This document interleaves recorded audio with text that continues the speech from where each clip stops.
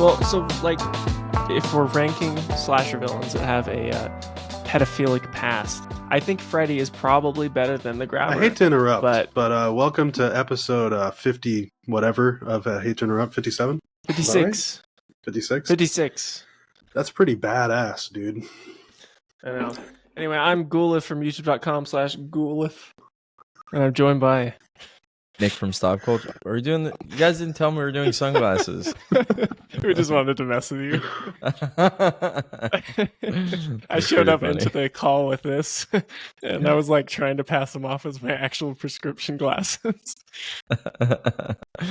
That's pretty funny, I have to admit. But I'm Nick from Stop Culture. And yeah, so today we're going to be talking about The Black Phone 2, and then Nick's recommendation, Peter Jackson's 1996 film, The Frighteners. So before we get into The Frighteners, though, let's do the topical one, the Black Phone 2. I saw this at a drive-in movie theater last night. Ooh, in Warwick, sick. New York, after doing apple picking and going to a cidery. So it was like a very fall type of Halloween vibe. That's fun. This was my girlfriend's friends, and I wanted to see it. I was really hoping that they would be like, "Yeah, let's go see Black Phone 2," because I needed to watch it for the podcast. But they were like, they wanted to see a horror movie anyway, so I was like, "All right." But then once we were sitting down watching it, and there was multiple lines like, "Go suck a dinosaur dick, you festering ass wound," or whatever. I was like, I feel so bad that I recommended this movie. It's so stupid. Yeah, that's one thing. How do we feel about the first Black Phone? I really liked it. I thought I liked it, and then I got called out for having hated it when I looked at my Letterboxd reviews. Apparently I didn't even like it, and I forgot. But you remembered it more fondly than you actually. Yeah, I think I remember liking it now, but when I watched it, I hated it. I wouldn't go so far as to say that it was great by any means. I think it was like a pretty well put together, enjoyable horror movie. Like, you know how I would compare it to? Sinister. It kind of reminds me of Sinister a bit. Did Scott Derrickson make Sinister? He did. He made Sinister, yeah. Oh, I didn't even know that. But it's like I was like, "Are you doing?" Makes sense that he did. No, it makes sense that he did. Well, what I liked about the first one is like it kind of had this like mix of, is it supernatural or isn't it? And it kind of like rode that line really well. Which I mean, it is. Well, I know hard. It is, but yeah. it kind of comes together like towards the end, and it's also not like way over the top with it. It's not like okay, the ghost is throwing her into the oven. The ghost is throwing her in the oven. And this one, it's like it's straight up like The Conjuring. Like this one felt like a Conjuring movie to me. I remember seeing the first one, and I was never like, "Oh, this was awesome," but I was like, you know what? It's solid. I think it's like a 6 out of 10. I think Ethan Hawke's great. I like seeing him play like a villain, and I think he's actually really good as this character. He's very engaging and like expressive and charismatic, even through a big plastic mask. And I think like the framing and the story structure of the first one works well, and it's very stressful because it's like a real life situation that happens all the time. It's like a child abductor has a kid, and you're just trapped with this kid who is absolutely miserable trying to get out of the situation. And it's cool because you get little, it's like putting together a puzzle. You get all the puzzle pieces from each of the ghosts where they're like, I carved my locket code into the wall, and the other one's like, well, I dug under the concrete, and he has to like combine all of these. And I think it's a pretty solid narrative for what it needed to be. And then for the second one, they were like, what if we made a freaking slasher villain, guys? What if we made a freaking Freddy Krueger 2.0? Yeah. Because the Grabber wasn't like in the first one, he's not even really that much of a threat, really. Like he's obviously he's an adult like killing kids, but he's kind of an idiot, right? He's not like this insane like Michael Myers like force. He's kind of just a guy who wants to kill kids and isn't exceptionally smart. He's not like a David Fincher type serial killer to me. If you didn't read that way. I mean, obviously he gets killed by like an 8-year-old. So this movie can't be that fucking smart. Honestly, I was just thinking that if you were like, he was like, I got out of hell and I'm here to ruin your day, Finney. I would just be like, dude, I beat the fuck out of you when I was 12. You're such a little bitch. And like, how do all the demons feel about you? Like. But it's just really funny. This movie also did this thing that I hate in like sequels whenever they like try to tie them together too hard. Like the whole situation with their mom and everything. Spoilers, by the way. Yeah, I was like, come on, dude. It doesn't have to be like part of their whole life story. Like he can just be a bad guy. It also felt kind of bad for me. I didn't like that retcon where it's like I liked it and I didn't like it because I like the idea where it's like the main character of the second one is like, am I gonna have the same fate as my mom? Am I gonna die because I can't handle this anymore? And I think I'm going crazy. But then, having her be like, no, it wasn't that. She was, killed, so I'm going to be okay. I think that's good. But I also think it does take away from them, like, having that initial fact where it's like, our mom, took her own life and that was a tragedy. And to be like, but it actually was Ethan Hawke the whole time. Even from the beginning, he did it. It's very, Peter Parker, this man, his name is Sandman. He actually killed your grandpa or your fucking uncle. Yep. I mean, the thing is, the main thing about this movie that I didn't like is the dialogue, but we get into that a little bit later. But we'll get into it. I think conceptually, it's a little bit kind of messed up from the start because it's like, yeah, they do establish in the first one that ghosts are real and there's like a real spirit realm in this movie and they can affect change in the real physical world. That's something that can happen. But I feel like just killing the serial killer from your first movie and having a sequel movie where it's like, well, he's back, but he's a ghost is just very stupid on the face of it to me. And it would take like a really, really great movie to make me forgive that. And this wasn't even a good movie. I feel like when it comes to horror movies, I'm willing to accept a certain amount of like dumb shit.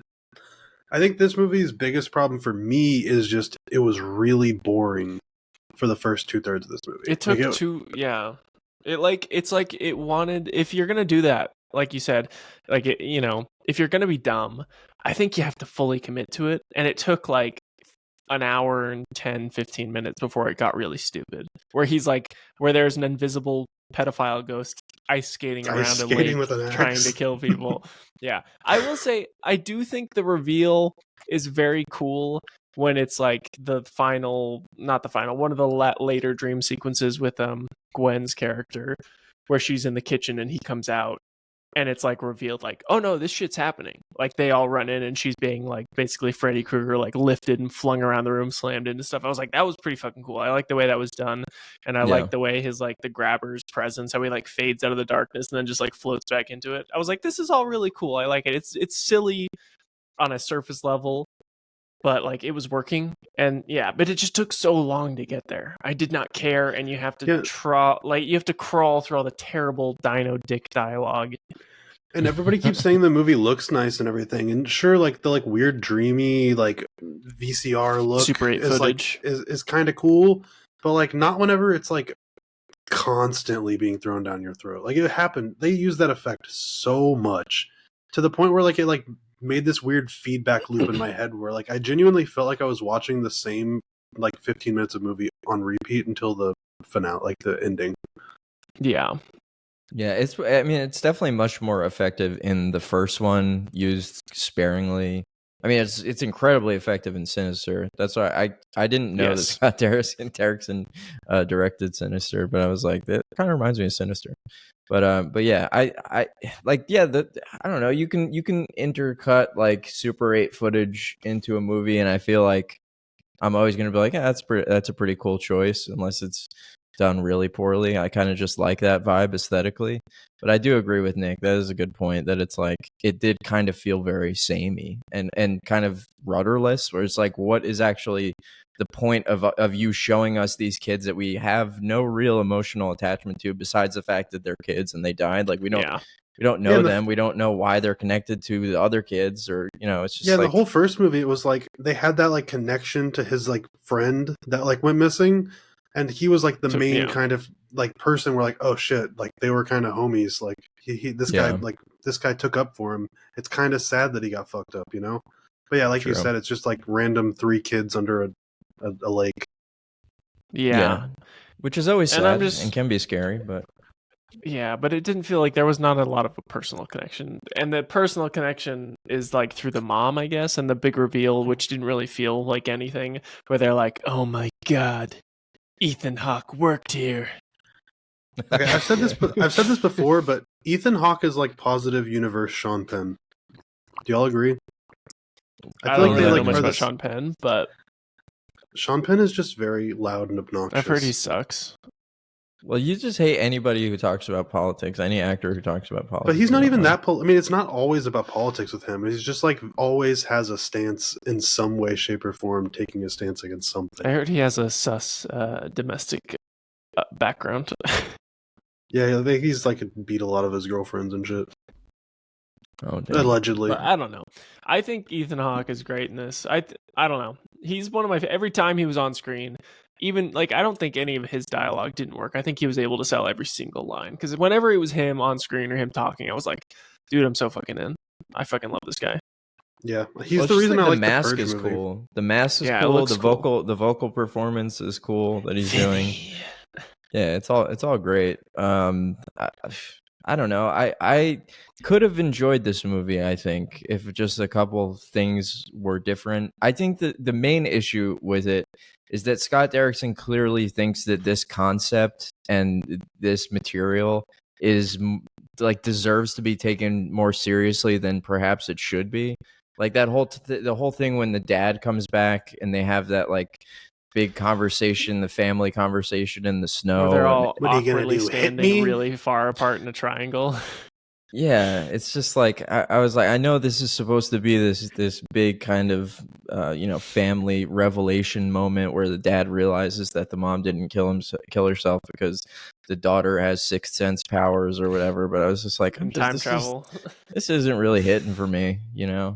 Wait, so the deal with what I forgot so much about the first movie. Did you guys rewatch it? I don't remember. I didn't rewatch it. I watched a lot of like clips from it just to get a recap. Which it was good because like the whole first opening scene of this new movie where he's fighting the guy and he like punches him a bunch of times and he's just like he says a few lines and then to his sister he's like, well, you got to make him bleed. It's it's to prove a point. I'm like all like, those lines are basically word for word what his friend said. Yeah, in the first movie when he would get into fights.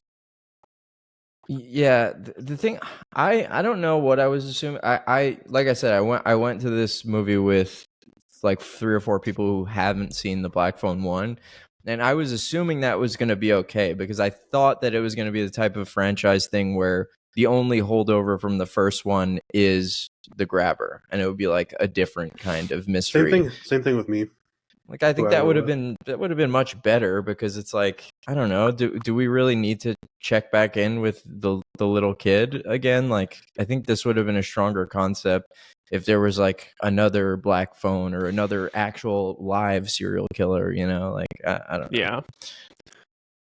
Yeah, I think the grabber as like a character is interesting, but that was what I was kind of getting into when this was like I was seeing, as the movie went on, I was like, wait, so if they're trying to kind of franchise this series and make this guy like a slasher icon, if that is what they're indeed intending to do, it just seems like they made themselves like kind of put themselves in a weird corner where I'm like, so if you want to have this character back, it's always got to be somewhere where he killed at some point. Here's my that's how he gets his power. Here's my conspiracy theory. They just wrapped up the Conjuring series, right? So they're gonna have this guy and his sister basically take up the Conjuring helm and go hunt down and exorcise people. Serial killers. Not a terrible theory because I think the timelines match up. That's what I'm saying. The thing is, like, this movie is pretty well received from what I can tell. It's okay. It's doing okay. On Rotten, it's got a 73 critic, 84% audience score. So it's like people seem to enjoy it at least a little bit. And but I don't know. I would not give it that high of a score at all. I think people have a lot lower expectations for like modern horror than we do. Like, if you look at how many people love the Conjuring movies, like that, I feel like that speaks for itself. Like that's like a universally beloved horror series. Like people are going to be talking about that for decades about how good it is. And the first one's like okay. So like I think the bar is just very low, and I think it was a watchable movie. I I didn't completely hate my life. I almost fell asleep a couple times, but I wasn't like wanting to, off myself. I always feel bad about like talking shit about child-like actors. I don't know how old the lead actress was. I don't know. She seemed like she was probably. I think she's 19 or something. Oh, okay. Well, then I guess she was fucking awful. No, I'm just kidding. I don't think it was her fault though. Like there were parts in the movie. Script. Yeah, there were parts in the movie where she was pretty good, and then there was just, she's 16. And then there was just random lines. Take it back then. Go shove a donkey dick up your balls. It's just like, okay, bro. So I have a theory, because I remember seeing the original Black Phone and going, you know what? She's pretty good, because I remember seeing scenes in the first one and thinking, she's very good at like fake crying.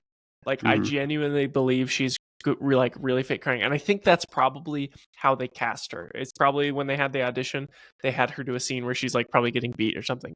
I don't know, or screaming and crying, because I'm like, she is really convincing when she's crying. And then watching the second one, it was like, okay, she's still good at crying, but I think that's kind of all where her talents end to me. Is I think she's terrible at selling dialogue, especially period piece dialogue, where she's like, whoa, dude, minted, that's radical. That was like, you know what an iPhone is. You cannot say this. Another person who was absolutely horrible was the chick they had playing the Mustang girl. She barely had any lines in it enough. The only real scene that I can remember her even having a big part in is when she goes to the Christian camp, the real fundamentalist Christians, and tries to get them to come out, and then they immediately get killed once they get on the ice. But no, they're alive. She didn't even. There was also all the ones when they were making the plan. Yeah, they didn't die. I don't think anybody died in this movie. She got hit in the head with an axe, but was somehow okay. Yeah, they both got hit in the head with like the axe and were fine, or whatever weapon he was using. Yeah, I will say this movie did jump scare me. Like it genuinely jump scared me. Oh yeah, did it get you, Nick? Yeah, the scene under the bed. Like I waited the perfect amount of time where I was like, oh, maybe it's not going to happen, and then it happened like right after, and I was like, fuck. Have you ever been like, what's the? No, go ahead. No, I was gonna say, I will say that I especially after doing, because I just did the score for Ethan's new horror short film, and I was thinking the score for this movie is fucking great. It is good. It was really cool. It's a really unique score. They had like nice kind of ethereal 80s sort of synths in those cutaway scenes to the Super 8 footage. But then there was also this like really crunchy kind of highly distorted synth stuff too that they were doing that I thought was really cool.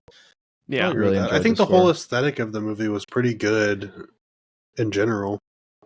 Yeah, I think it looks good, and I think it sounds great, and I think most of the performances are really good.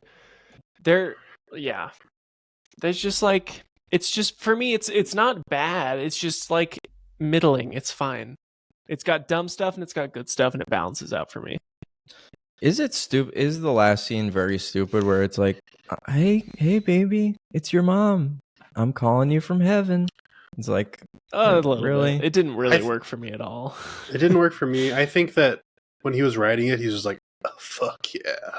This ties it up perfect. I did find it funny. I like to imagine the parts where it's like, when she falls asleep in the final scene on the lake, or the final like climactic scene, and then like the boyfriend character is up there with her, and the whole thing plays out like the grabbers fighting people trying to kill the main characters and all this other stuff, and then that whole thing ends, they kill the grabber's ghost or whatever, and then she wakes up, and that entire time I think his name is Ernesto, he's just sitting there like, I will say, like, a lot of he was just sitting right next to her the whole time. A lot of the rules, like the supernatural rules, didn't really make any sense. Like, up until like the last scene, that was whenever he could actually touch the ghost and slam his face into the ice. But like, he was trying to like stop him before, whenever she was being thrown into an oven. Yeah, and he like couldn't touch him. It's like a lot of the supernatural stuff didn't really make any sense. Yeah, that's the thing. So the sister was dreaming they were technically in a dream world where he was able to show her memories of the past, and she shows him that her mom actually didn't commit suicide. But then in the big final confrontation at the end, she's also dreaming, but they're affecting the real world. Which I was like, is that how does that work? But I guess at the end of the dream sequence, like they are affecting. Down. At the end of the dream sequence, where she ends up in the phone booth and she does the Stranger Things 11 blast, and he gets shot away, and then the guy who runs the ice camp is he's stuck in the ice, So I guess they can affect the real world too. I think it seems like he can always do stuff. He just chooses not to unless she's asleep. Because there was that whole scene of the guy like in his office. Yeah, he was talking to him, and he like was throwing shit at the window. Yeah, so it's like it also didn't make any sense either. But I guess that's something you kind of just have to ignore in horror movies sometimes. Like, why isn't the guy just killing everybody all the time instead of like only when it makes sense? I have to wait till nighttime when it's scariest. Yeah. I had a thought and I forgot to mention it. I think the over the top swearing, embarrassing dialogue, I think it worked a lot better in the first one when the character was like actually like an 8-year-old girl, because the whole point is that like when we're introduced to this character, she's a little child who's like a little Christian girl, and it's funny. It's like it's unexpected that she's swearing, and it's like really embarrassing things to swear about, but it's like it's an 8-year-old because they don't really know what they're saying. But when you become a 16-year-old and you're doing it, it's like it's just horribly cringy. Yeah. It literally is. It's literally Reddit cringe. It is. Can you imagine? You mentioned that earlier, Nick, of like, I bet he was writing that going, yeah. I bet he was writing dinosaur jumbo dino dick. Oh, you're a jizz mop. Yeah. That reminds me, like, you ever see those TikToks where it's like how this person felt while they wrote this thing, and it's like, well, it felt more like if you watch like 80s movies, it feels like how they acted in over the top 80s movies versus how they probably actually talked in the 80s. You know what I mean? Yeah. It seems like I didn't even realize that it was a holdover, like a character trait that he wrote into the character. So that's the same actor from the little girl was actually in Black Phone 1. Okay. Yeah, same actress. It's also interesting point. The kid that plays Ernesto who is the character is the younger brother of the kid that got murdered in the first one. Same actor. Oh damn! He's the same actor as the guy in the first movie. Yeah. So they're he twins? plays himself and his brother. In the movie. They're twins. No, he's younger than him, but you just can't tell. Oh, that's I didn't think about that. He was really bad in this movie. He was really good in the first movie. Yeah, he was. I didn't even say he was bad. He just was like. I mean, he was kind of bad. He was just very bland. Yeah, he was kind of a nothing character. I'm just a sweet guy that wants to smash. Like no one died in this, right? Like in the actual mainline timeline, excluding flashbacks, nobody died, right? I thought that the Christian couple died. They didn't die. They're fine. They didn't die. But did anybody die? I don't think anyone died because I saw them get slashed, and then they were both walking over like ow, ow, ow, and I thought for sure the Scoutmaster guy was gonna die, but then they just now he's fine. In ice cold water for like 10 minutes. Like 3 minutes. Totally submerged. He's just like yeah, he gets out and he's nobody die? He's like, that's fucked.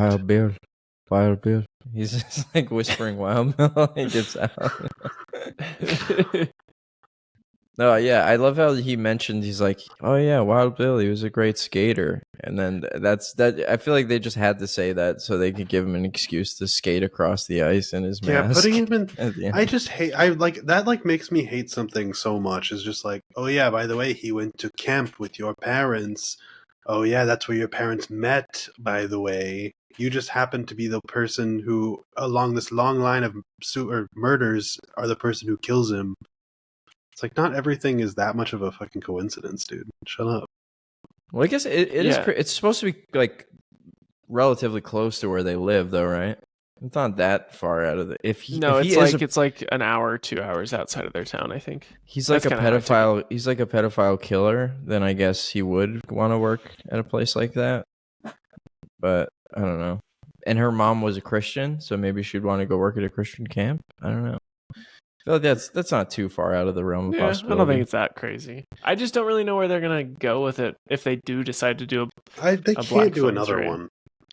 I mean, I saw I think Scott Derrickson said he's like, people ask me about, continuing the franchise, and he's like, I will only ever make any kind of sequel as long as I really do think it's better than the previous movie. The only thing he could do is some kind of prequel, which I wouldn't want to watch. Yeah.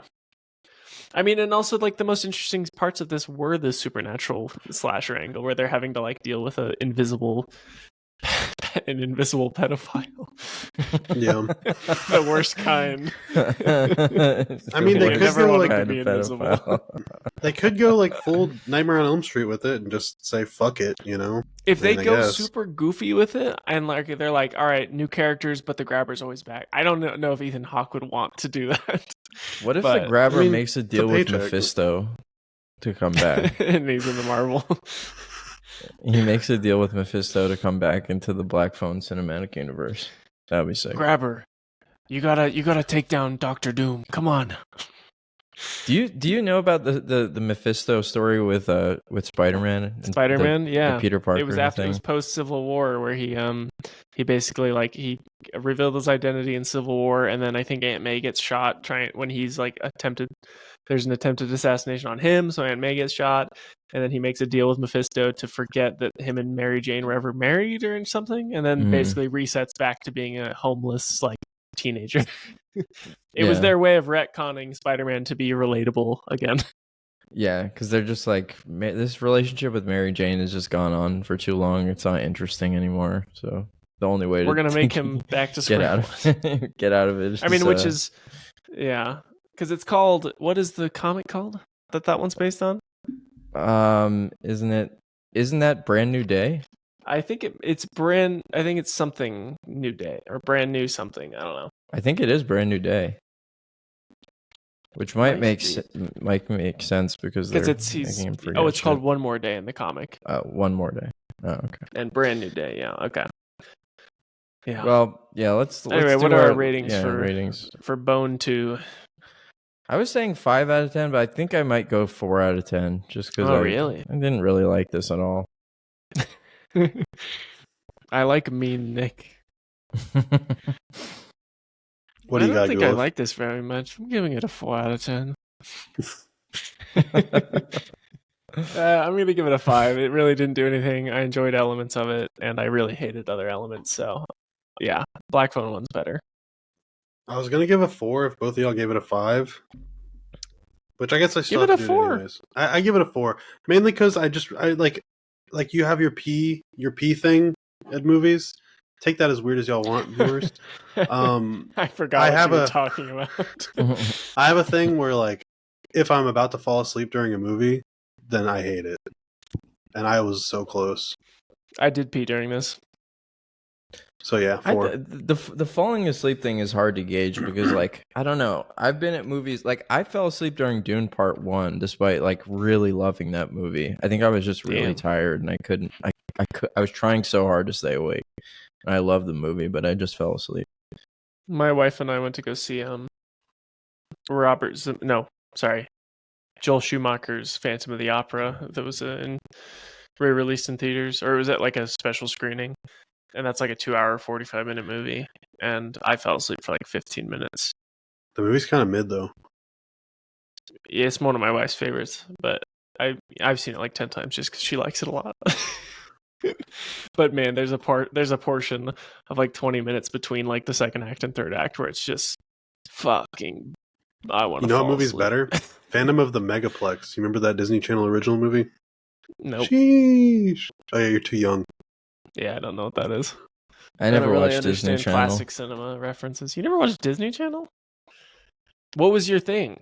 I was an extremely. I read books. I was an extremely cool child, actually. I was pretty rad too, dude. My dad let me watch Adult Swim for 1 hour, or at least I wanted to like watch things that I perceived as cool, and I was like, Disney Channel is fucking lame, dude.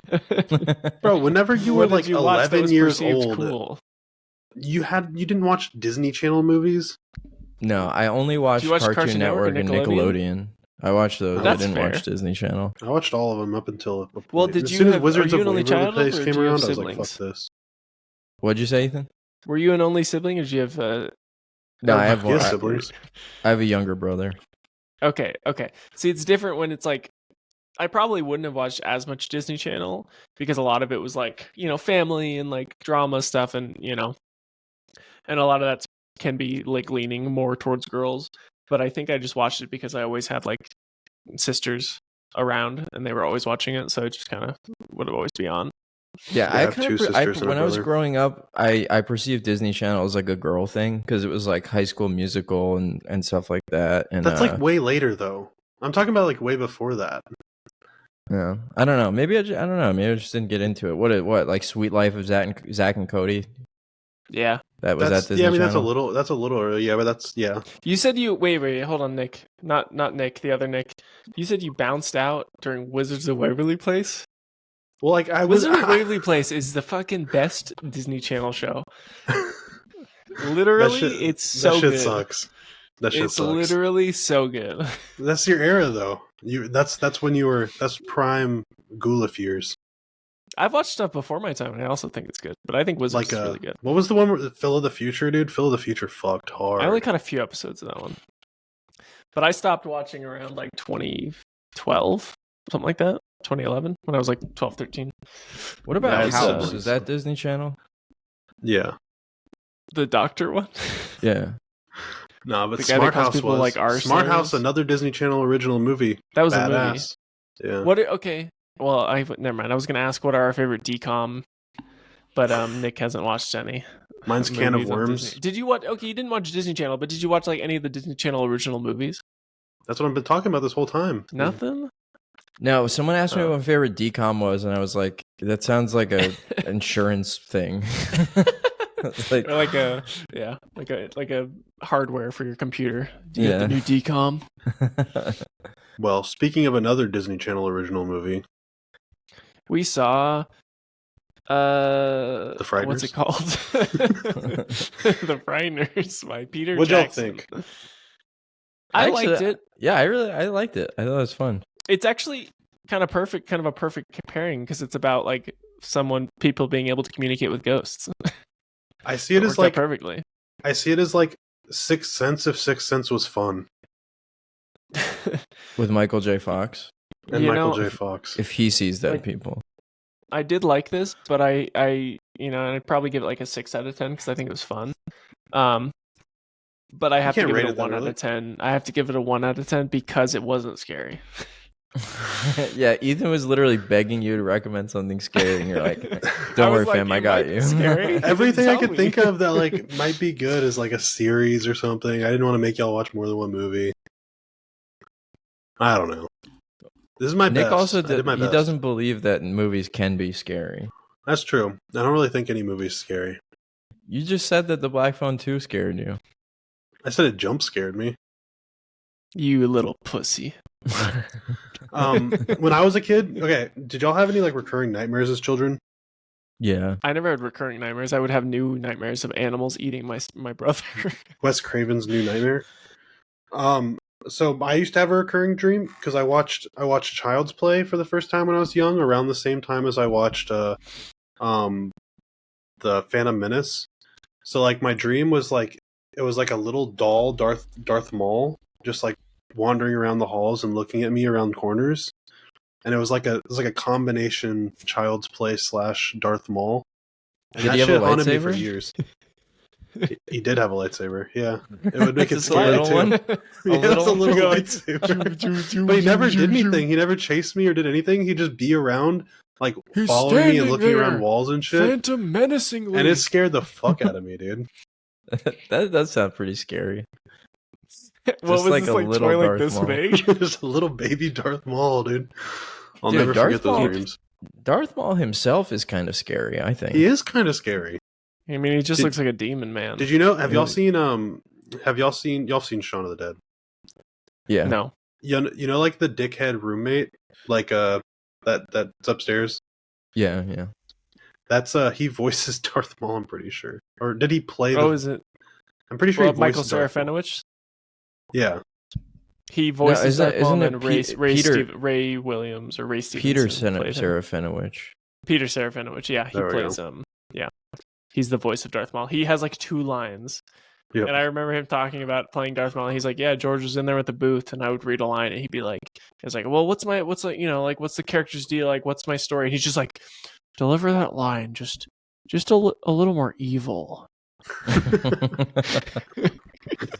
That's like what he would say to what's his name, C-3PO, when he was trying to get more character, like more be character a little bit development. Smaller. He was like, "No, he's scared and he whines a lot.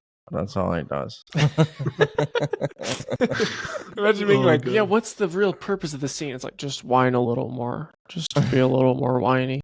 Yeah, I always think about that. I think probably George Lucas is probably not very good at directing actors. But then I saw a really cool like interview. I think it was like Gary Oldman talking about the Dark Knight trilogy, where he's like, Christopher Nolan only ever gave me 2 notes while filming the entire trilogy over like 7 years or whatever. And he was like, I was filming a scene where all the cops were trapped on, I think it was Dark Knight Rises. And he's like, and I delivered the line. And then Christopher walked over to me and went, "There's more at stake." And he's like, "Fucking got it. You got it." And then you go to like, just do it a little more evil. Do the line, but like more, you're eviler than that. You're a little more whiny. Be whiny and annoying. We'll get back to Frighteners in just 1 second, but yeah, sorry, we really detoured instantly. Real quick, I just have this question. It's like, if you think about George Lucas directing the prequels, and all of those performances are so wooden and have no personality really, like, why does A New Hope, in contrast, have such lively performances? Do you think? Same director. I think a lot of it is. I think most of it, if you got rid of like Han Solo, the entire cast would feel way more wooden. I think you need a guy there that is like, this is stupid, this is ridiculous. No, I think, and, that makes it a little more. I think it's making actors act on green screens with literally no sets and no immersion. That's a good point. Also, I think that's the biggest part of it. I think it was a different editor for the original trilogy versus the prequels. And probably. Like, I've heard that first movie, the original Star Wars, was like complete nightmare before it got to the editing room. Yeah, so yeah, I wouldn't be shocked. And George, by the time he got to the prequels, everyone would just like agree with anything he wanted, because this guy made Star Wars. Well, anything he says is going to be correct. So he'd be like, "Can we have another take where this guy stands up a little faster because he's standing up too slow? Can you edit that? Because now we have digital technology. Let's edit that." And they spend like 2 hours changing the speed of which this guy stood up. Oh, okay, that's pretty good.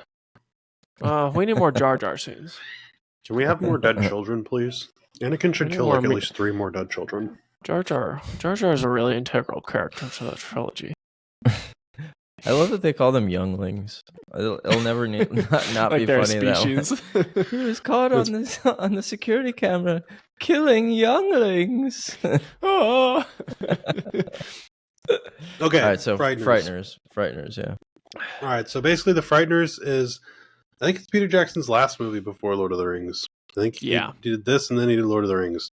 And it's basically about like a detective, not a detective, but like a psychic who goes around and makes his friend ghosts go haunt people so that he can get money out of them by killing the ghosts. He's a psychic con man, but he's also actually a psychic, which I thought was funny. Yeah, and then I guess everything else is like a spoiler. But basically, there's like a Grim Reaper running around murdering people that have random numbers on their heads, and he has to kind of unravel the mystery and find out who's making people's hearts explode. Yeah. First off, Michael J. Fox is great in this movie. I mean, he's kind of always great, but he's really perfect for this role, I think. Just being a psychic con man that kind of he knows what everybody else doesn't know. Like I think he's good, and that's kind of him in Back to the Future too. That's true. Like he has a very like knowing way about him. I think when he's acting. But I just thought it was like the as soon as you find out that twist that he is working with the ghosts, I was like, oh, this is really clever. That's fun. You know, it's very cute. It's a pretty clever premise for a movie. You know. Yeah, I'd definitely say it's like more of like it's like a classic kind of adventure movie that I feel like they don't have as much nowadays, which I really appreciate. Oh, you never saw Jumanji? Feels like the new one? Yeah. Talk about adventure. Jumanji, the next level, starring Dwayne Johnson. Kevin Hart. I forgot those movies existed. This one actually did. The Frighteners reminded me a lot of like Beetlejuice, like same vein, kind of having like very silly kind of afterlife, but it's like fun. It's kind of silly. I enjoyed all the ghost effects. I can see why. Like looking at this, seeing all the ghost effects, all the particle effects, all the that effect where they have it go through the walls constantly. I was like, I can see why like a lot of this could translate into Lord of the Rings effects. Yeah. Well, one thing I was going to say, like, I was going to see how y'all agree with me on this, because I thought about this today when I was rewatching it again, is like, if this movie was made today with modern, like, visual effects, same script, everything, I feel like it would still play, I think it would play way better, because I think one of the biggest things holding this movie back is kind of the effects, and it's just because it came out in that weird time when it was so CGI heavy and there was not that much they could do. But, like, I think this script is, like, kind of timeless. I feel like it would hold up today perfectly. Yeah, I agree. Yeah. It's like the Flubber time period, you know? Where like, they needed... The technology was just... You could, like, basically just get away with it, so, like, now it's in everything, but it looks like shit. Yeah, the CGI like is definitely rough, but... It's kind of like how James Cameron talked about how he wanted to make Avatar back in, like, 2002. Like right after Titanic. I would have loved to have seen if he actually tried. I wouldn't. Nick, do you like Flubber? I feel like that's your kind of movie. I do like Flubber. Flubber is a good movie. What is Flubber? It's like this old Disney movie with Robin Williams where he like invents this slime that like comes alive, and he like like a fake. This looks like a fake movie. I'm sorry. It's really good. Yeah. You remember that movie? 6 out of 5 on Letterboxd. Yeah, it's really funny. 0.6? 2.6, yeah. Oh, I thought you said on IMDb. Letterboxd. On Letterboxd. Oh, that's fine. Yeah. I thought you said on IMDb. I was like, that's 2.5 out of 10 is crazy. But yeah, I can definitely see what you're saying. But I think that what's his name? What's Busey's son's name?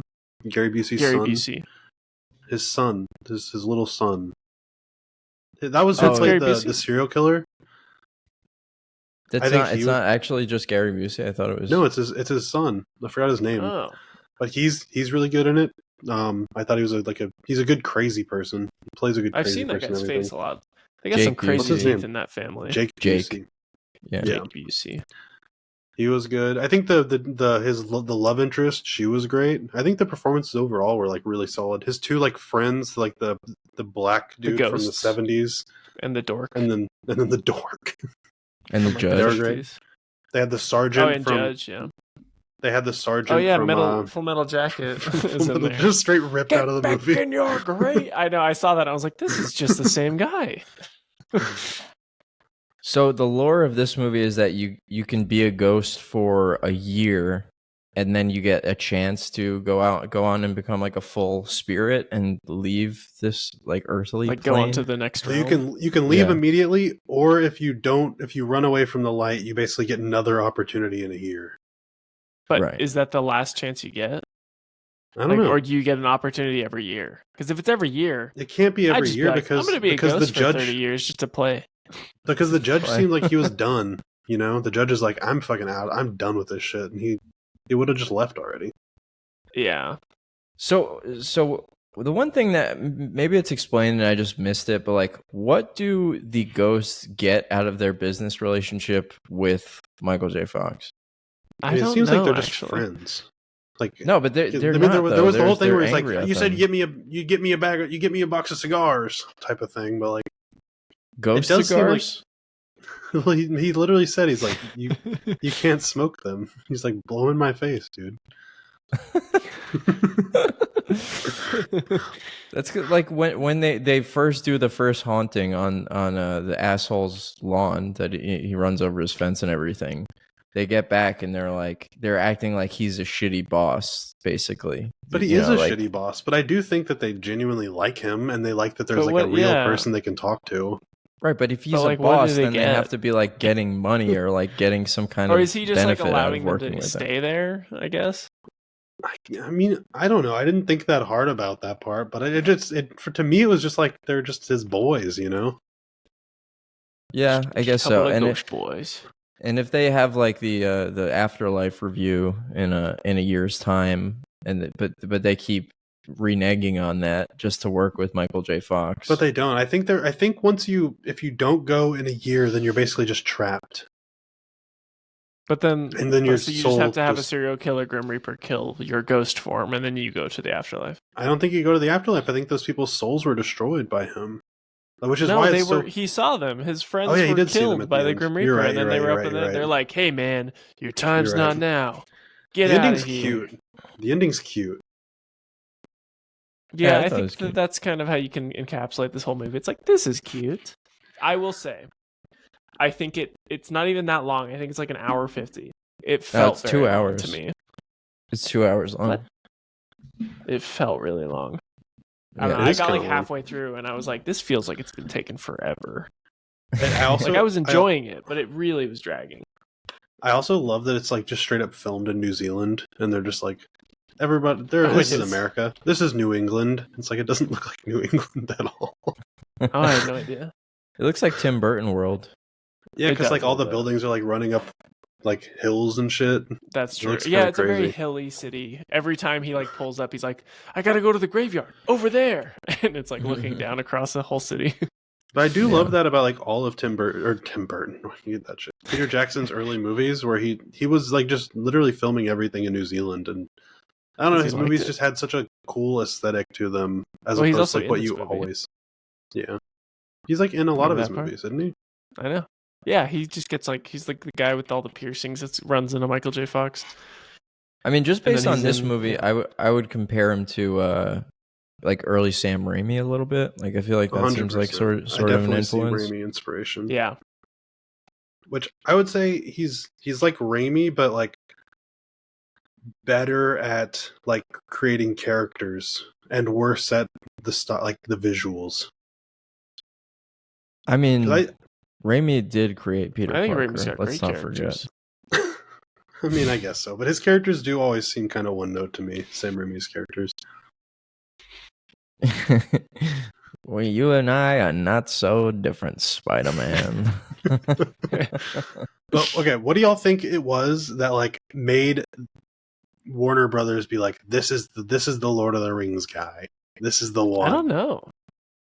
I think if the budget on this was really low and they're like, this guy's able to pull off this level of practical or CG and make it like somewhat convincing, especially for the time, then they might just be like, I don't know, this guy.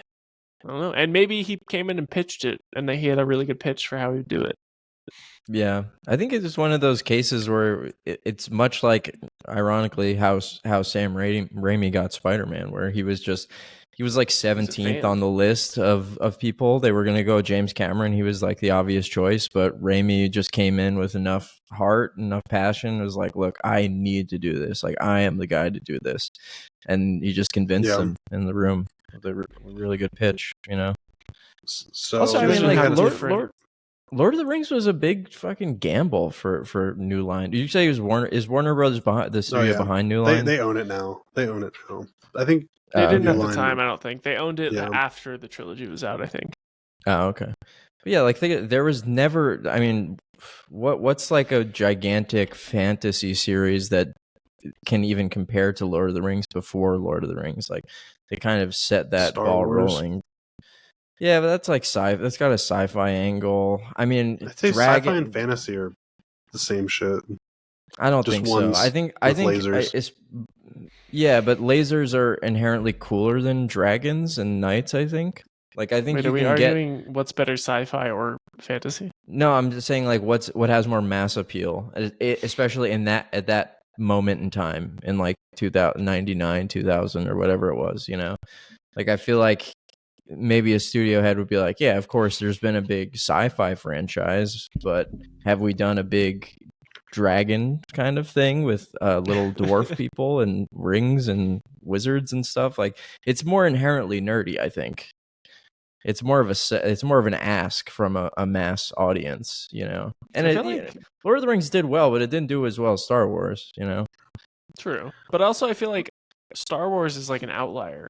I don't think, and like Star Trek, I guess, but I don't think a lot of sci-fi does well often. Like Blade Runner was a massive flop at the time. Yeah. Like Tron, continues to this day. Every Tron movie has flopped spectacularly. I just think I don't know. I feel like sci-fi is very inconsistent at the box office. I mean, I'd say there's like Conan. I mean, a lot of them are like a much lower budget though. Like there was a ton of fantasy series, especially in like the 80s. But like, just go film outside of Beastmaster, stuff like that. But like I'm talking big blockbuster type of shit on the level of Lord of the Rings or Star Wars. Like it kind of opened the floodgates for that, and then we had Harry Potter and whatever, Twilight and shit like that. Yeah, Game of Thrones. Yeah, I agree. I mean, he had to have just come with like the craziest like synopsis and how he could keep it under budget. Yeah, I mean, I'm sure filming in New Zealand was a big part of that, right? Yeah. Yep. I don't know, boys. But yeah, so as far as Frighteners go, I feel bad for Ethan because it wasn't very scary. It wasn't scary. I feel bad for me too. At least you got to watch Black Phone, the scariest movie of the year. But I think Frighteners was fun, but I think it was good too. Like I was saying, I think the concept of it, where a psychic enlists ghosts to spook other people, so they'll hire him to get rid of said ghosts, is like a really cool concept. That's funny. I like. And he walks around there with like his realistic looking gun that shoots holy water. Yeah, it's great. Yeah, it's really sad because it's like right at the onset of like 4 years earlier he got diagnosed with Parkinson's, so you can like. It's like you can kind of see like how he's like kind of getting more stiff in this movie, but like it's like I feel like it's like last big role. I think he did a few more things, but I think it's like his last memorable role for me, where I feel like I didn't really completely notice like his disease kind of taking over his body. I have something to tell you guys. What? I've never seen Back to the Future. You've never seen Back to the Future? No, hold on. I've seen Back to the Future 3. Why just the third one? Because I was at my friend's house and we were having a sleepover and he wanted to watch it. People shit on the third one, but the third one's totally fine. All I know is that one's cowboy. I don't remember anything. They go to Cowboy Land. I watched them all a bunch when I was a kid, and they all kind of blend together. I haven't seen them as an adult, so I don't. I think the first two could possibly blend together a little bit, but the third one's way different because it's just straight up they go to the past and Cowboy Land the entire movie. But they still bring the DeLorean to the past. Yeah. So, like the DeLorean gets smashed by a distant train. past, yeah, I mean. The DeLorean gets broken down and they get stuck there and they have to he has to I don't know, whatever. He turns the train into a DeLorean, I think. Oh, yeah, he does. He has the train push the DeLorean. That's what it is. That's right. Oh, that's pretty cool. I like that. Steven Spielberg's so badass. Back to the Future Part 2 is crazy, bro. Like all the shit where they go into the future, like that shit fucked me up as a kid. But I mean, Jaws. Yeah, Jaws. Talking about good, like perfect. I would call Jaws a perfect movie. Honestly, I think Jaws. Steven Spielberg has made. Everybody shits on Spielberg because he makes mid-ass movies now, but like, bro, he's made so many fucking amazing movies. E.T. is a perfect movie. Yeah. Has he made a perfect movie in the last 20 years? Probably not, but what more do you want from the guy, dude? Yeah, I'm just saying. It comes a time where not everybody can be Scorsese. He's just not in his prime anymore. Yeah. I think he just likes cringe shit. And I think cringe shit is out. Like, I think he saw Ready Player One. He's like, that looks absolutely so goddamn sick. I need my name all over this. And then I was like, huh, maybe he's a little out of touch. It's just funny because I feel Ready Player One is just such a... It's not even really that interesting of a story. It's basically lame Matrix. It's like Millennial Matrix, kind of. But you win a lot of money. Yeah. I think the concept is actually really cool. I think the concept itself is badass. I just think that like everything kind of being reliant on cameos from other things instead of like making anything yourself is cringe. Like I think the idea of going into this like virtual world to like basically in like your post-apocalyptic world where everybody's like wallied out, I think it's really interesting. Yeah, I think the concept as a pitch when you tell it to me like that is interesting. But does any of that translate in the movie? No, it does not. No, I agree. I think I don't know. Also, the thing that one of the weirdest things about that movie is like something. Clive Owen. Clive Owen. Yeah. But I always like that the girl in that movie where she's like, is this where she's I'm a monster? She's like, I'm literally hideous, and it's just Olivia Cook who's like genuinely beautiful with a birthmark. The birthmark, yeah, it's ridiculous. It's like, see, I told you didn't want to see my face. I'm like, have you ever read the book Frankenstein? I'm like the monster. You don't want to see me. Has the kid from Ready Player One? He like reminds me of like what's the kid from fucking No Regrets? I mean, we're the Millers. Oh, Fish Lips? That actor. Well, no, the main character, or like the guy who played freaking the stupid guy in the Marvels. Marvel movie guy. Druig was right. Oh, Barry Keoghan? No, Barry Keoghan's ugly as fuck. I'm saying in the Marvels, the guy who fucks Jennifer Aniston. Marvel. The guy who fucks Jennifer Aniston. The guy. Jason Sudeikis. Brie Larson. No, the kid who kisses Jennifer Aniston. Oh, I know. Ross from Friends. No, it's what's his name? Will Poulter. Will Poulter. I was gonna say. I feel like the guy from Ready Player One is like due for like a Will Poulter glow up. Like he seems like the type who's like kind of nerdy and then kind of blows up into like a sexy boy, like Aaron Taylor Johnson in Kick-Ass. And now he's a babe. The last big thing he had was he was in the Dark Phoenix X-Men. Yeah. Does he look more handsome now? Well, he was in two big franchises where he had to cover half of his face, and all you can see is his gigantic fish lips. So he's like... Let me look him up. Does he look like a babe or not? Gene, no. Ty Sheridan. Nah, he is handsome, dude. He looks like I don't know. He looks like a worse Miles. He does look kind of like a fish, though. Yeah. Damn, we're body shaming. That's fucked Trout up. Mouth. Yeah, I'm sorry to all the fish lips out there. My bad. It is funny that like his most memeable feature is just constantly on display in all of his big franchise stuff. That's true. VR glasses and Cyclops glasses. So I watched the Eternals the other night. Why? Jesus Christ. And why? Because I've been doing a rewatch of the MCU. I'm like trying to give them all a fair shake, you know. Jesus, and it's like 30 movies at this point. And are you doing the shows too? No. Actually, I'm not doing all like an entire rewatch of the whole thing. I'm just rewatching the ones that I feel like watching, and I felt like being like, I talked mad shit about the Eternals. Maybe I'll give it another shot. Okay. And yeah, it's pretty bad, but it's also it's not a great movie by any means. But it's like watchable in a certain way, and I maybe just like the fact that Robb Stark and Jon Snow are both in it, and there's a character named Cersei. And they both say Cersei constantly. I was like, Cersei. This just reminds me of Game of Thrones. As like but they have superpowers. as like fake as Kumail Nanjiani has become over the last few years, I still like him, and I wanted him to be good in that. Yeah, it's crazy he got so buff for no reason.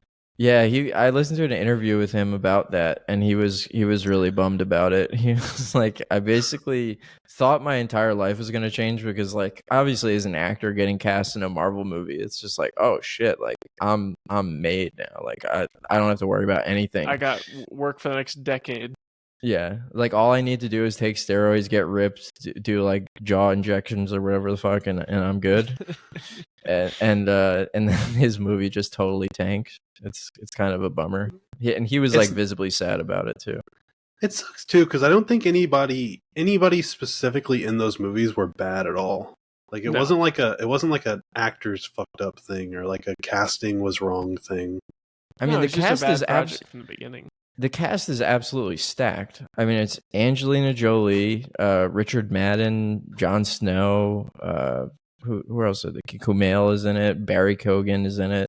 Salma Hayek, who's not like an incredible actor, but it's just like Brian Tyree Henry's in it. It's just like a lot of great actors. I mean, Bill Skarsgård plays the main CGI villain, bad guy. Really?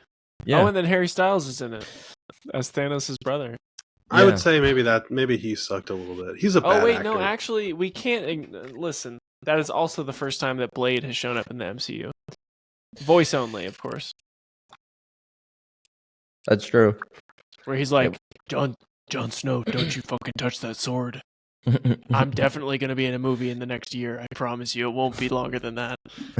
Yeah, and yeah, to talk about people who are shelved, Jon Snow is totally shelved too, as like the Black Knight or whatever he is. He's not in the No, what are you talking about? Do you think there's any chance we will see any of these characters in the next two Avengers movies? I think so. No. I think even like Secret Wars in the background. Yeah, maybe. I don't know. Sad. It seems like their whole brand is like pretty tarnished. I think both general audiences and like the main MCU fan base is like not hip on the Eternals anymore. So, do y'all think I don't know that it would be a net positive if the Avengers movies, the new ones, like flop really hard? Do you think it would make a positive change for like Disney to start like cleaning their act up? No, I don't think. I think they would absolutely take the wrong lesson from it. I think they would just start scrapping projects, and they would be like, maybe it's because maybe we went too woke. We need to make more right-leaning content. It seems like something they'd probably do. Yeah. Do you think? Yeah, I don't know. I wonder. I mean, it feels like they're already in kind of like clean house rebrand mode as it is. But they're only dipping their toes. They've stopped announcing stuff. I mean, they've basically stopped announcing all these extra projects that they don't need. But they were already saying they were going to do a full reboot, and they've already backed out of that. They're saying we're doing a full reboot. No, they're not. They said we're doing like a 30% reboot. We're keeping like 70% of everything, and some things are being undone. I don't remember them ever saying we're doing a full reboot. I thought it was always like that was always a soft reboot. It was the thing, you know. Yeah, they want to keep some, recast the ones that are too expensive. I think they're just using secret because like in the Marvel comics, Secret Wars is the event that basically collapses the Ultimate Universe into the 616 universe, and then they don't focus so much on multiverse stuff that much like post 2015 in the comics. And I think that's in the MCU they're like going to be totally done with multiverse shit after Secret Wars. The reason that worked is because both universes were built out individually already. So it's like it isn't the same effect as they want it to be. Well, I mean, no, it's going to be the two universes that are collapsing in Doomsday and Secret Wars are the Fox X-Men one and the Marvel Cinematic Universe. Which two? Yeah, but that can only last for 2 movies, though. I'm just saying they can't That's what I mean. I'm just saying they're going to collapse after that, and they'll take maybe like some of the younger X-Men actors from the Fox stuff, keep them around. Maybe James McAvoy will be the new Patrick Stewart. They'll keep Tom Holland, or they'll have a new Miles Morales. Like Tony Stark will be gone. They'll recast Iron Man. Like they'll like move pieces around the board so they'll have a younger cast, like what the DCU is doing now. you know? And so all of these different franchises can exist within the same framework instead of it all being I also separate. saw rumblings that they're bringing back Jackman for a few more movies. Yeah, they also said that they're planning on keeping him past the reboot, which I'm like, dude, just get a new fucking Wolverine actor. Yeah, I don't know why they're so scared to do that. There's like this weird obsession. It's because he's played the character for like 20 years at this point. But it's like there's this weird obsession. Like I've heard multiple actors be like, or not actors, just people say like, no one else can play Wolverine. Like he doesn't even match the comic character. No, he's way too tall. First of all, Wolverine's like 5'3", which I don't know if you're gonna find an actor that's that size. But I'm just saying, he's not like the perfect casting for Wolverine. He's great. I love Hugh Jackman. But can we stop acting like it's his role, like he is the only one that can ever play that character for all of time? He's almost 70 or whatever. He's not almost 70. He's almost 60. I don't know. Well, there's no way Wolverine is 5'3". Oh my god! Look at the comics. He is 5'3". You thought I was lying. No, but he's literally like a muscular square. They don't they don't draw him 5'3" though. Like I've seen him in comics. Yeah, he doesn't seem that short, does he? He's really short. He's really short. Literally, even in the you watch the show? What was the new X-Men show? He's shown as really fucking tiny in that show. Dude, the funniest part is because him and Cyclops are always beefing in the comics, and like it's like a 5'3" dude yelling at like a 6'5" dude. It's really funny. Yeah, I mean, I that was one part of Deadpool and Wolverine that I really did like, where they show the little tiny little midget version Wolverine, because it's which I was like, they made fun of it, but that's like what it's supposed to look like. All of those people have been clamoring for it, and it just looks like this. It's just like... See, I think that's cool. Listen, no, you don't... But, like, I know it's silly when you just, like, look at it like that. But the thing is we don't really have short superheroes. Like, for short people, like, where's their... Like, Wolverine is the character who is the short guy. Who's, like, badass. We have, what's his name from Peacemaker? Oh yeah, Judo Master. But I'm just saying, like Wolverine's like the big mainline character that's really little, and he's like a 6 foot average height dude for a superhero now. Yeah, I don't know, but body representation or whatever. So. Yeah, I want like get Taron Egerton or something. He's like 5'7", which isn't that short, but something's closer. And get someone younger. I don't know. I'd watch anything with him in it. So. I even watched that stupid movie Carry On just because he was in it, which was actually kind of a good movie. Yeah, that was not stupid. I thought it was so fun. That was a great movie. I just went in with zero expectations, and I was like, I'll watch it because Taron Egerton's in it, and hopefully he'll take his shirt off. And Taron Egerton is the guy. He's the main guy. That's not Jason Bateman in that movie. Okay, I've seen that guy before. I wasn't sure what his name was. He's in the Kingsman movies. Have you seen the Kingsman movies? No, I don't know about that very much. Oh, I saw the first one. Second one's good too. The third one's really good, unwatchable. Nick? They're really good. The third one is like a prequel. I think you like the first one. They're fun. The third one's a prequel and it's really bad. But the first two are great. There's a spoilers for the final movie or the first man or whatever it's called. The King's Man is the post credit scene is there's a Hitler post credit scene where Hitler's teased to be the villain in a future movie. It pretty much delayed the whole series because they were supposed to have a third one already, but the third one was so bad they just were like, we'll wait. Well, the second one was not very good. The second one was good. No, you didn't watch it. You said you watched the first one. No, I've seen the second one. I remember now. I've seen the second. That's the cowboy one with Channing Tatum, right? Mm-hmm. Where they're barely in it. They were teasing it as like, well, we're the British ones, and the American ones are like all cowboys who have like crazy whip tech, and you. Well, they had Halle Berry in it the whole time, and she was one of the. I just think the villain sucks. The statesman.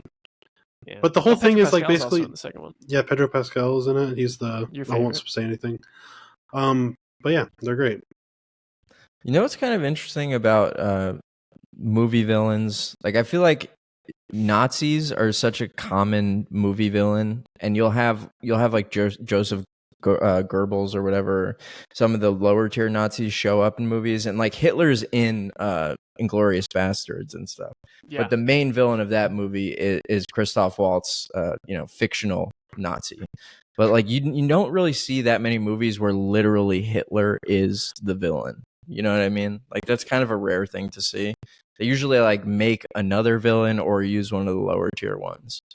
They make What's that Taika Waititi movie? Jojo Rabbit. Jojo Rabbit. Yeah, that's one. Well, he wasn't really the villain, I guess. He's kind of the homie. He's like he's a figment of the character's imagination. He's an imaginary friend. I do think that Jojo is a little too hard on Hitler in that movie. Do y'all agree? I've never seen it. You never seen Jojo Rabbit? No. Okay, is it good? It's very divisive. Really good. It seems a very divisive movie. I've heard it's like the last good thing he made, Taika. Yeah, what's the concept, Nick? It's basically a little Nazi youth kid who has an imaginary friend of Hitler or something, and it's like kind of a dark comedy. Yeah, it's basically there's a kid and he has his imaginary friend is Hitler. He's in like a little Nazi camp or whatever, but his mom is like a leader of like a resistance trying to protect Jews, and like a little Jewish girl that his mom is protecting. He finds her like in the walls, and he's basically like struggling with like his battle with his friend Hitler and like his mom. Because he's like grown up to be a little Nazi, and he's like, well, my mom is cool. His mom's Scarlett Johansson, right? Yeah. So how is Hitler depicted? He's like a comic. It's like how a child would imagine Hitler. He's like an idiot. But like if a kid thought Hitler was a cool person, he's like a big dummy who's just like, I'm the hero. Oh, okay. And I did remember seeing Taika Waititi was asked, and they're like, what research did you do before stepping into the role? He's like, I'm not doing fucking research on that guy. Fuck that guy. And he's like, nobody would play Hitler, so I had to play Hitler. I had to do it, yeah. It was funny because there's apparently I saw videos from him behind the set where he's like, yeah, I had to be I was extra nice when we were filming Jojo's Rabbit because half the time I was directing, I looked like Hitler, so I didn't want to be really mean and like yell at someone. I'd be like, oh no, it's okay, you guys take your time, don't worry about me. Well, he's one of those guys. Taika plays Hitler. He plays Hitler. Yeah. Oh damn! I didn't realize that. I gotta watch that movie. I've heard a lot of people who's got a 4 out of 5 on Letterboxd overall rating. A lot of people whose opinion I respect have spoken really poorly about it. I've heard that, so I was like, maybe I'll skip it. That's crazy. I've never heard anybody not like it actually. Yeah, the lowest rating I'm seeing out of all the people I follow is like a 6 out of 10, and that's like not super common. Oh, sorry, 7 out of 10. All right, well, maybe I'll check it out. Yeah, but it's really funny too. But I don't know. I just that's interesting. I mean, Taika himself said it like nobody wants to play Hitler, so I'll do it. Yeah, that's probably a big part of it. Yeah, he literally did the whole fine. I'll do it myself. And grabbed the little mustache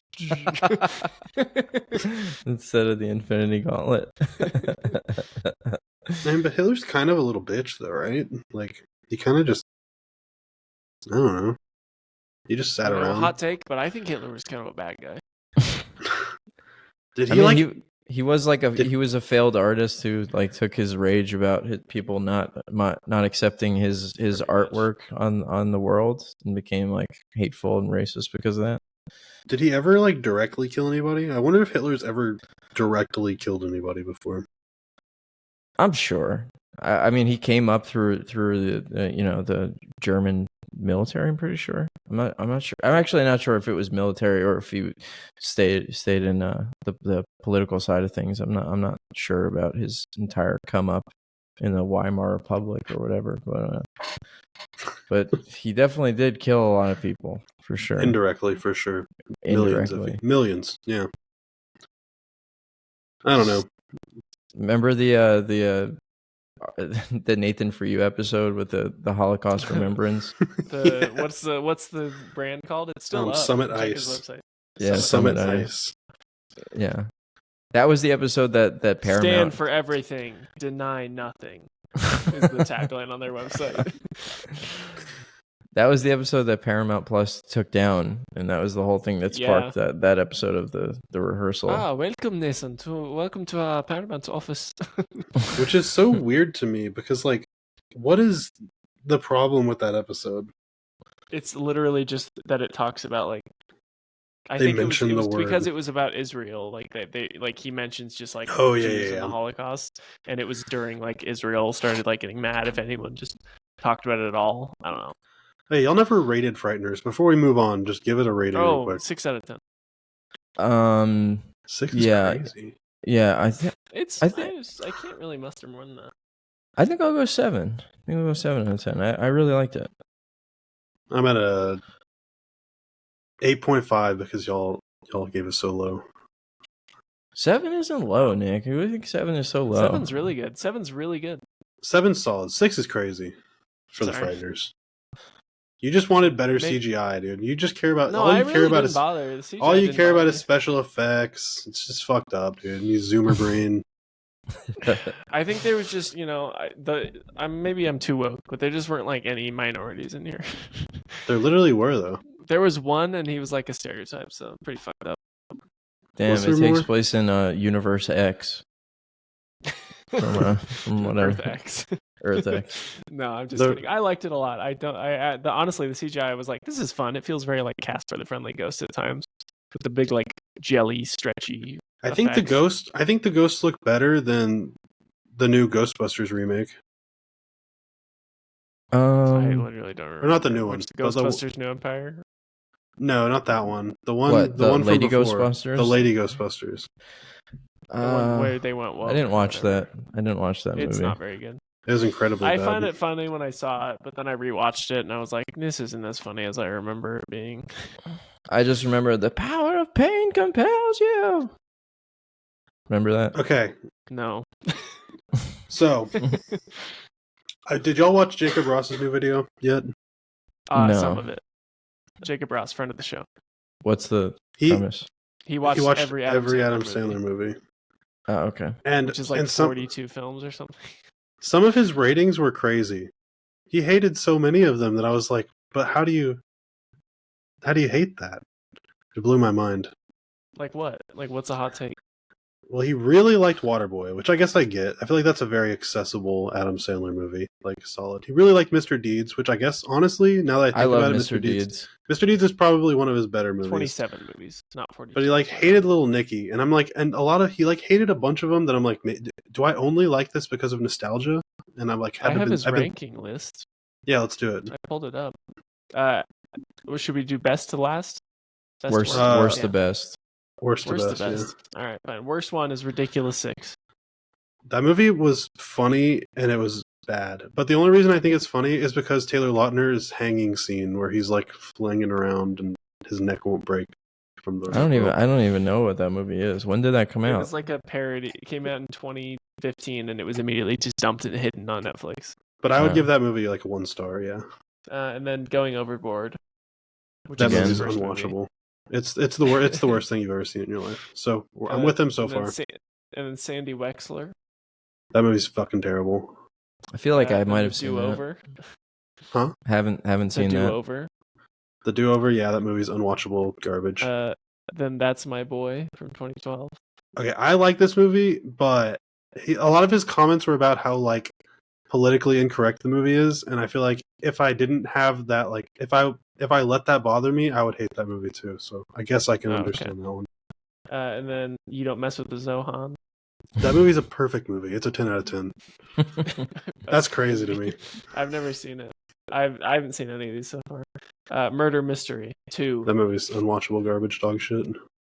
That's one with Jennifer Aniston? Murder Mystery 1. Yeah, they made a sequel. Murder Mystery 1.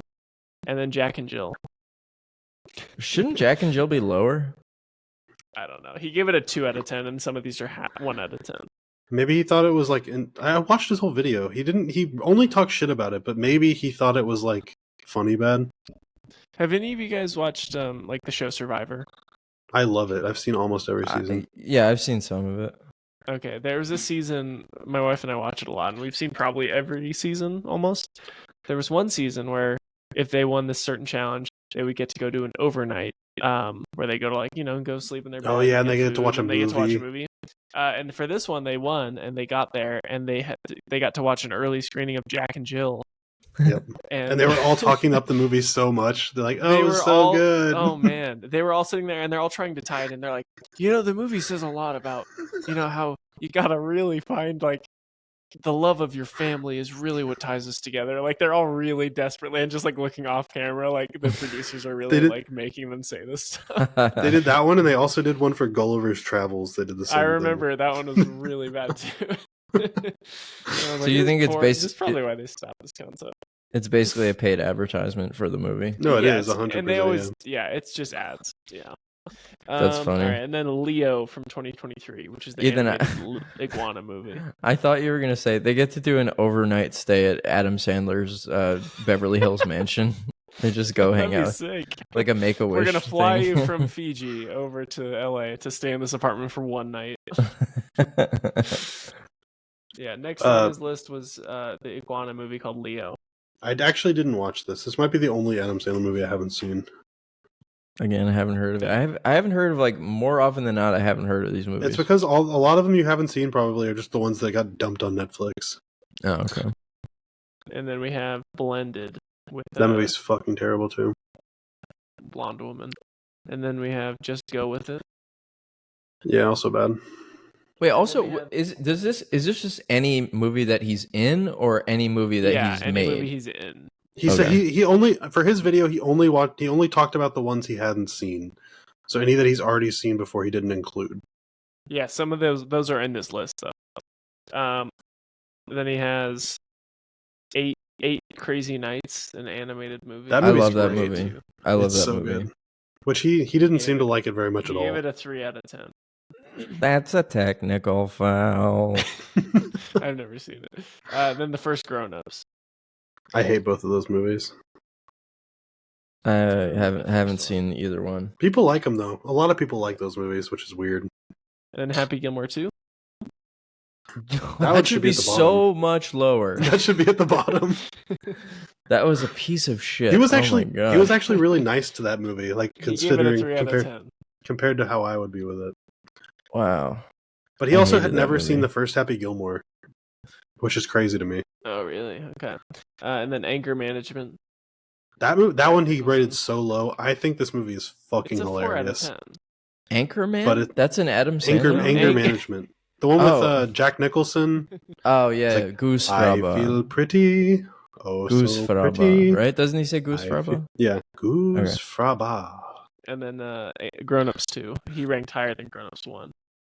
Also bad though. Anger Management's like a big Boston movie, right? They're like they hang out with the Red Sox and stuff. Yeah. Okay. I love that movie. You have The Longest Yard from 2005. We just watched that. I really like that movie. We're entering the final 10. And then Chuck and Larry. I now pronounce you Chuck and Larry. From that one should be way lower. That movie's bad.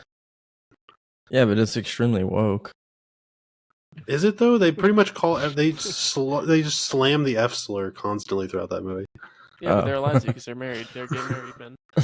Yeah, they're faking being gay though in the whole movie. They're taking it back. And then Little Nicky. That movie is a fucking 10 out of 10. That one blew my mind that he hated it so much. I don't remember much about that one. I saw it a bunch when I was a kid. And then Big Daddy. Quentin Tarantino's in it. Big Daddy's like a perfect what number movie are too. we at? This is number 7. We've got 6 more. So at least Little Nicky's in top 10 for him. So I guess I'll give him a pass on it. Big Daddy is great. Yeah. Big Daddy's so good. We have 50 First Dates. Also that great. Was cute. Yeah. All right, and then the top 5 we have Mr. Deeds. I love Mr. Deeds. Yeah, it's top 3 for me for sure. The Wedding Singer. Amazing. It's a good one. Yeah. I love the music Billy in that. Madison. I honestly don't like Billy Madison as much as most people. I return to Mr. Deeds and Happy Gilmore way more than Billy Madison, even though that was like the big one, I think. Yeah. Agreed. And then it's Waterboy, and then in number 1 is Happy Gilmore, the original. Yeah. Waterboy's good. I think I would put Mr. Deeds number 1, honestly. I love Mr. Deeds. I'd probably put Little Nicky higher, but that's just like bias. I think probably Big Daddy or Mr. Deeds would probably be number 1, and being like literally on which one's a better movie. Yeah, well, it's close. I would like to see a list where the dramas, the Adam Sandler dramas, like Punch Drunk Love and Uncut Gems, Uncut Gems, and Rain. What was the other one? Rain on Me or Rain Over Me? Rain on Me, Spanglish, Uncut Gems, and Punch Drunk Love. Wasn't he in like Incredibly Fast and Extremely Sad and Super Close? The Mayorowitz Story. Oh, that's a great movie. I like that movie a lot. But yeah, Sandler. I think we had this conversation a while ago, but we're trying to determine who is the better comic turned dramatic actor, Adam Sandler or Jim Carrey. And I still think Jim Carrey's better. My pick is Adam Sandler. I don't think I've seen a Jim Carrey performance in a movie that I've liked as much as Uncut Gems. Man on the Moon. I like Man on the Moon a lot. Man on the Moon. It's a very transformative performance for sure. It's great, but I don't know. I just think and then Uncut Gems is transformative for sure too. Also, I would say Eternal Sunshine is like a pretty crazy movie from Jim Carrey. It's a great movie. I don't know if it's necessarily an incredible performance though. It's not like why like in Uncut. Well, I'm just saying in Uncut Gems the performance kind of makes the movie. Like Adam Sandler is that movie, whereas Eternal Sunshine, it's more about like the concept and the themes and everything. It's a really beautiful movie, but I think you could kind of stick a lot of actors into that role, and it would work just as well. Not to take anything away from him. It's not like a bad performance by any means. It's a little bit more anonymous, I think, than Uncut Gems or any of Adam Sandler's like really big roles, like Punch Drunk Love even. I can see that, but I feel like it's also one of those things where, like, if you put Jim Carrey in the hands of, like, either of the same directors, he'd probably have just as good, if not better, performance. If the Safdie brothers put Jim Carrey in a movie, or if fucking Paul Thomas Anderson put Jim Carrey in a movie, I'm sure they'd be wonderful. True. But I mean, Eternal Sunshine has a really great director too. I mean, yeah. It's not like name? Did Charlie Kaufman direct that one, or is it just did you just write it? I can't remember. I think he just wrote it. Was it like Michel Gondry? Is that it? I think that might be it. Yeah, it's Michel Gondry. Yeah. But he's a good director too. Have any of you guys watched Smiling Friends? Mm-hmm. I've watched the first season. Have you guys caught up on the new season? I watched the premiere of the first season. I love Smiling Friends, dude. I think it's so funny. It's hilarious, and I think the lore is like kind of quietly it really interesting. Like the fact that there's critters, there's like 3D people, there's Mr. Boss who's like an eldritch demonic creature basically, and Mr. Frog who's basically a demon. Yeah. There's so many like weird things going on in that show. And there's just like the Enchanted Forest where they're like, that's basically like a theme park but also a real location that's like a race of people. Or the did you mention is it called Spamish where they speak Spanish. Yeah. You need to watch it, Nick. I'll watch it. Like it. It's all on HBO Max. I don't watch many cartoons lately. I'm like Nick used to be, and now he's the one watching all the cartoons. Yeah, we swap places. It up large. Well, I have friends. I think I have a friend who's like 6 years older than me and Nick, and I was like, dude, you ever check out Smiling Friends? He's like, dude, I'm almost 40. I can't. It's made for adults. Tell him to fucking stop being a loser. Yeah, well, I don't know. I do kind of understand it to a certain degree, maybe. I don't know, but I guess so. I think I'll probably watch them forever, stuff like that. I'm literally rewatching Dragon Ball Z right now. That's what I've been doing at night before bed. Yeah, but that's also coming from a guy who enjoys Marvel movies. I'm like, oh, that stuff's made for younger people too. So I don't know. Yeah, I feel like we shouldn't be shamed for what we like. That's some pussy shit. Yeah, for sure. Unless you're the grabber and you're a child predator, then we should judge them. Yeah, maybe we shouldn't watch, that kind of stuff. Maybe we shouldn't watch Love and Pop every weekend. All right, I think have we reached the conclusion? Yeah. We need to talk about what we're going to do next week. That's a good point. Yeah. Are we only getting Stuckmanized? Who's that guy? Did y'all see Chris Stuckman's new video? Because he told us to watch it. Oh yeah, no, we all have to watch specifically for us. I haven't watched it yet. I saw you posted it, but what's the concept? Yeah. Was it like, look, I used to It's just suck. him talking about it. He's like, Then I got stuck. I used to make YouTube videos, and then people watched my YouTube videos, and then after people watched my YouTube videos, I was like, I should make a movie, and then I made a movie. You're talking so derogatorily of him. No, I think it was a nice video. It's just the sunglasses. They make me seem like I'm talking down to him, but sorry. If I had them off and you could see my eyes, you'd know I'm being sincere. Listen, Nick, you need to really be nice to him, okay? He's a great filmmaker. He's a great YouTuber, all right? Well, he's dodging us, dude. I want to be nice to him, but he's dodging us. Nick, you look like white Morpheus. Morpheus. Yeah. So I have way too much reflections in these. His movie is coming out on the 26th, so we will be able to talk about it next week, right? Yeah, 24th. Oh, okay. 24th is Friday. So we're going to talk this, and then I think the recommendation is all yours, Mr. Stopular Culture, Nick. So you got to find something to pair up with the one and only. So you have the golden honor right now. You're like the guy carrying the torch to the Olympics right now, or however that works. You're carrying the movie recommendation to pair up with Shelby Oaks, the thing we built this pod around. And once it comes out, the pod's ending. So I will be recommending the 2019 Ari Aster masterpiece, Midsommar. Oh. Oh God. Are you serious? Just because I feel I know you're gonna hate to watch it, Nick, but I feel like it would be really fun to talk about it, to like finally get into the debate about it. It would be fun. Into it. Yeah. All right. Boy, I'm excited. Right when I start to give the guy like a little bit of slack, you put me right back into it. Nick's like, I don't like this version of Nick that likes Ari Aster. We gotta humble him. Yeah, I'm gonna be like, all right, back to just talking shit to him all the time. It's not necessarily a great Halloween movie, so I'm sorry about that, but it is a horror movie. That's okay. So we can I'm excited to watch Shelby Oaks. I think that'll be like your more traditional scary movie, and then we got a cult movie. It'll be perfect. Yeah. Well, I did the same thing with Oppenheimer. I'm sorry. I tend to like just recommend things that I know Nick hates and I love, so we can argue about them. Hey, I'm coming in with notes, dude. That's fine. Do it. Let's do it. Okay. I wonder if we're heading. You guys don't know anything I really hate. If that's good. We could probably go through your letterbox, find some shit. I don't think you'll find anything. I don't have a hateful heart. Yeah, me neither. My letterbox review is basically like Lucas. My graph is basically like Lucas's. Like very positive. Yeah, it's all positive.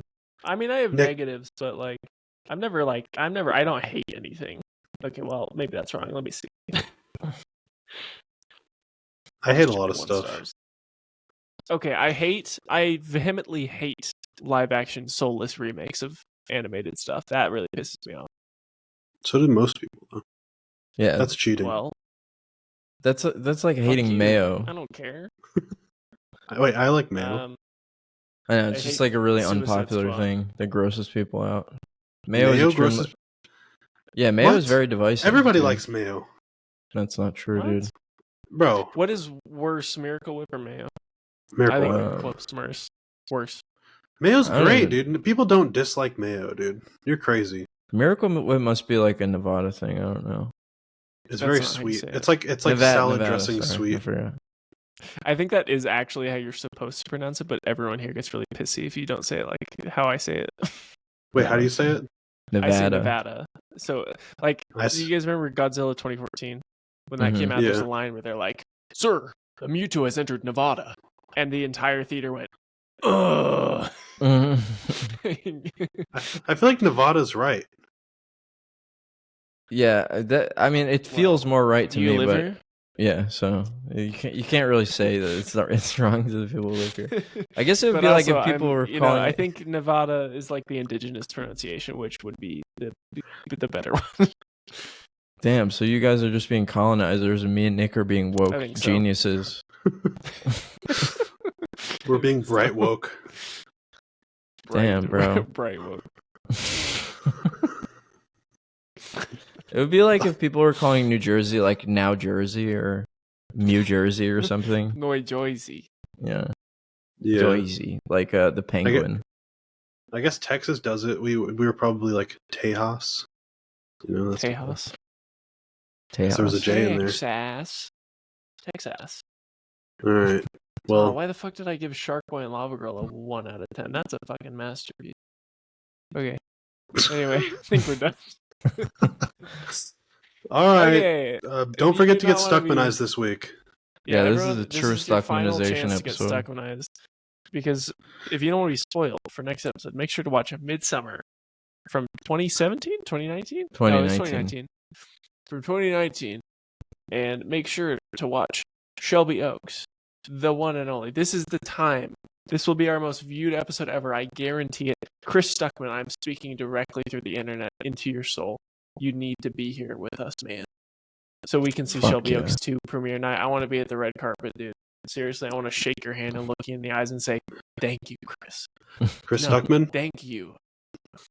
No matter what I think of the movie, I'm going to say it's good. So come on. Come on down.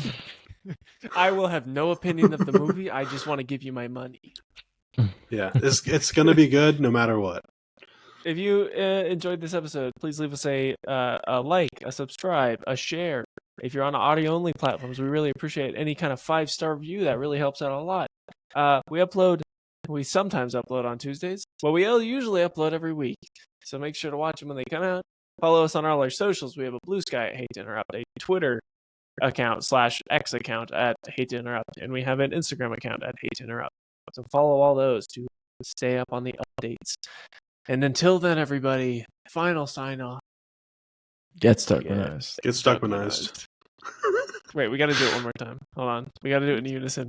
Ready? 3, 2, 1. Get Stuckmanized. You're still off.